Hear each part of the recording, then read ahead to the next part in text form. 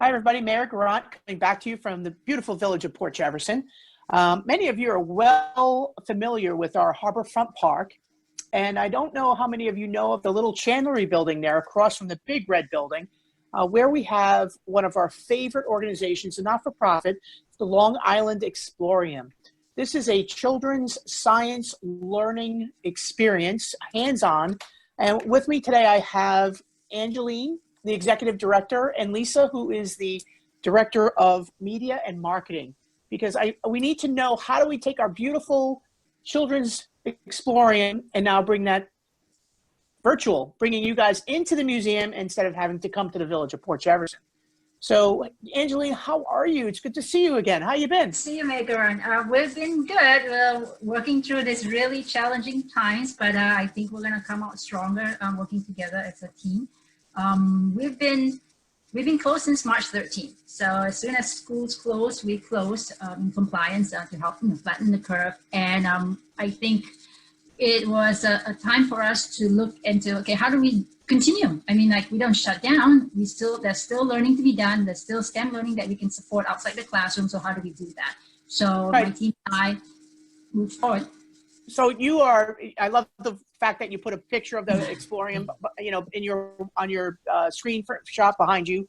The Maritime Explorium, Long Island Explorium now, serves what age group are you looking at here? What age group are we trying to get involved in STEM science? So we're chartered with the Department of Education in New York State for preschoolers right up to sixth grade. Pre-K to 6. Okay. Yes. So, and I know the programs that we were, experiencing, they're hands-on. You have a mission statement, a very important mission statement. So tell us a little bit about the mission statement and how you're able to carry that through now to the virtual experience. So in a nutshell, our mission has always been to support STEM learning outside the classroom, always with a civic component, so what are we learning about STEM education? And now, we've had this really strong signature pedagogy of, having hands-on, challenge-based learning, because, education is not just about facts and learning the facts, but really thinking. So that's what we want to encourage. So we've always had this thought of going outside online. And that was always in our plans in the future, but somehow the future just got fast forward to now. So now we are going forward right now. We're living the future online. So we've been able to, we're staying true to the mission, serving the underserved communities, providing high quality STEM education outside the classroom. There are bumps in the road with that, but we're still pushing forward and trying to stay open and meet the mission. So it's a highly interactive, hands-on learning experience. And so, Lisa, as the director of media and marketing, can you tell us a little bit about some of the programs that you have available now online? Certainly. We have our live interactive STEM workshops that Angeline was just speaking about. We were able to keep the class sizes small so that we could maintain our pedagogy and have a really interactive experience for the students, for the children, and have that back and forth, not only with themselves, but with other participants in the workshop. So we have that weekly. We have it Monday, Wednesday, and Friday. Registrants can access it through our website. We also have a free pre-K Little Sparks program in which we have it via YouTube. Participants can go to our YouTube channel and see it, and they could take part. The curriculum's all based there, and they could see it all together and participate and interact there. We also have our weekly Maker Spotlights. This happens every Saturday at 2 p.m., in which we invite makers from the community and also regionally from New York involved with our Maker Fair that we have in the lovely village of Port Jeff. And we can, they take part. This is free for the community. They join in, they're able to take part, they're able to interact. We also have our online science fair, our live webinars. I apologize, I'm a little bit nervous being on screen. So that's okay. We're doing a lot. We're trying to reach out and fill a need in the community. Right. We're trying to also be able to bring our programs to a wider audience and be able to bring experiences that we have usually in-house in the Explorium to the community at large. So let's talk about practically. So you have a website, longislandexplorium.org. LongIslandExplorium.org. And if somebody, interested in seeing what these programs are, you have a description of the programs and Yes. A YouTube channel. I love it. I think you're one of the first to say that you actually have a YouTube channel. So you have active links on the website? We have active links. We've launched a section of our website. So if someone visits our website and they scroll down under the slider, there's a virtual offerings page. They click on the link. They will see all our virtual offerings, be able to see the individual programs, visit the YouTube websites. We're also very active on Facebook and Instagram. So we're trying to leverage all the social media outlets to get out there, as well as through the town. So thank you very much. Yeah, you're welcome. So we have all that presence. This is just so really important because I think, moms are doing 5 jobs now.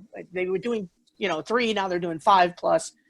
And I think finding extracurricular activities and ways for children to connect with other children in a learning environment is priceless. I think it's so some of these are free and some of these there's a nominal fee involved. Yes.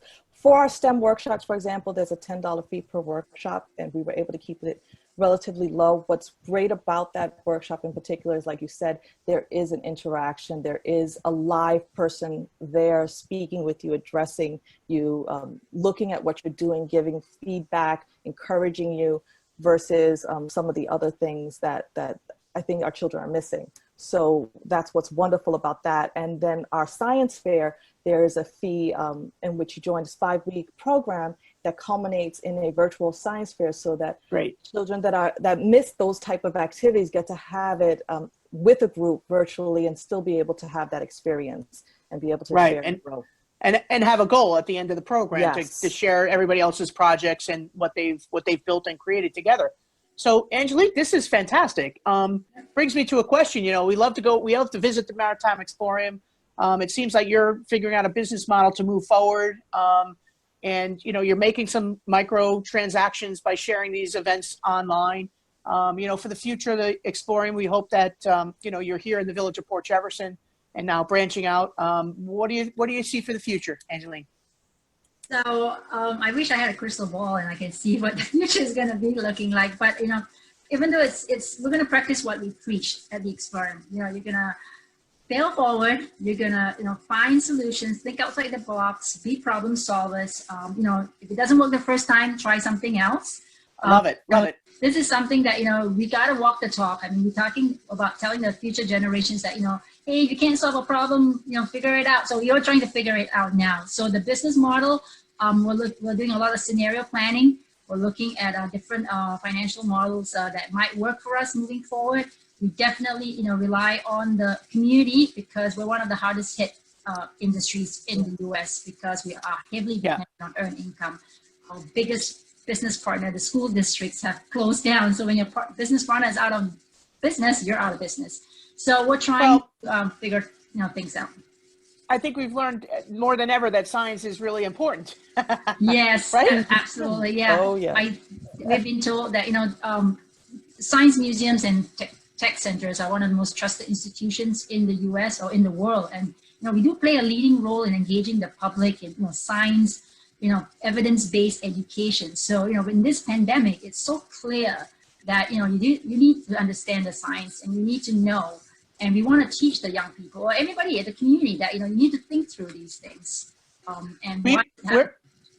We're going to do as much as we can to give you as much exposure on this because I really believe that, we really enjoyed the Maker Fair down at the Village. Mm-hmm. The amount of families that come down to, see the interactive learning. And that's the first time I saw a 3D printer on the 3rd floor and everything that you have, everything that you offer, I think is, look at how the 3D printing lab at Stony Brook University has saved, build screens and things like that. So we're going to share this, make sure people know that you have these programs available because learning is still important, and to give our families things to do that are proactive in learning experiences.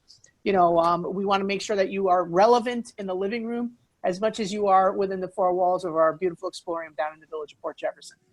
So I really want to thank you. Thank you. Thank you for participating. We're going to get the word out. And I think Teresa, who's behind the lens here, she's got some kids who do STEM, and I'm sure she can appreciate this as a resource for her children at home. Right, Teresa? She's saying yes. That's right. Wonderful. And All we're right, guys, developing thank you more so much. programs. Thank you so much. Well, I'm Appreciate it. sure you are. So once they get hooked on you, they're not going to go away. So we're going to build that clientele for you. Great. Thank You you. so Nice much, to meet you. Nathan. Nice to meet Okay, you. guys. Have a good day. Thank you. Goodbye.